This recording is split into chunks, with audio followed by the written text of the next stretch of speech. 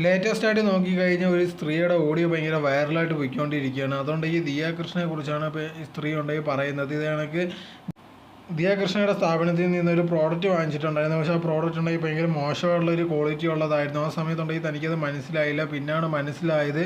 പല ഇതേണക്കത്തുള്ള ആപ്സുകൾ നോക്കിക്കഴിഞ്ഞാൽ മീഷോ അതിനെയൊക്കെ നോക്കിക്കഴിഞ്ഞാൽ അതിനെക്കാട്ടിയും ഭയങ്കര മോശമുള്ള രീതിയിലുള്ള പ്രോഡക്റ്റാണ് ദിയ കൃഷ്ണയുടെ സ്ഥാപനത്തിൽ വിൽക്കുന്നതെന്നുള്ള രീതിയിലായിരുന്നു ഈ പെൺകുട്ടിയുടെ ആരോപണം.